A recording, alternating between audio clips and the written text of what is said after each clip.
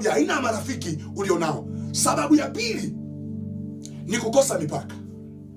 Watu mnajikuta mmeingia kwenye mahusiano, mmeingia kwenye haya mahusiano, mnajikuta mmeokoka kuliko Yesu mwenyewe.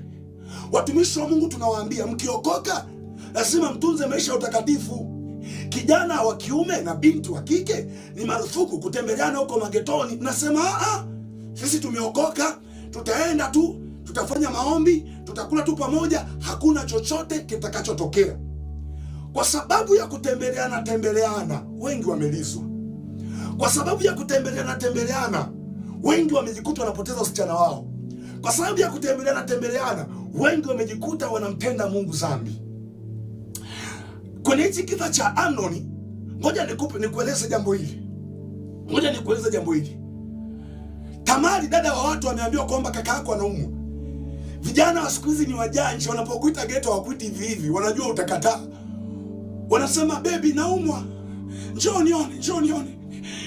Naumwa vidonda vya tumbo, naumwa, nipo karibu ya kufa.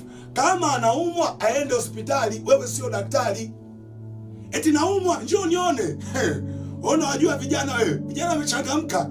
Unaenda dada wa watu, unajifanya wewe ndo kama daktari. Dada wa watu akaenda kule.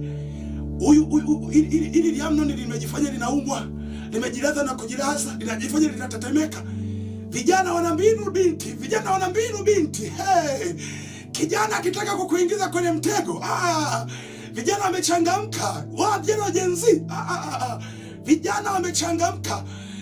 Sasa sijui huyu Amnoni na yeye alikuwa ni kijana wa Gen Z. Na hii mbinu, ukiona vijana saizi eti wanajifanya wanaumwa, hii mbinu wajaanza nao saizi, wameitoka kakao, wanaitwa Amnoni.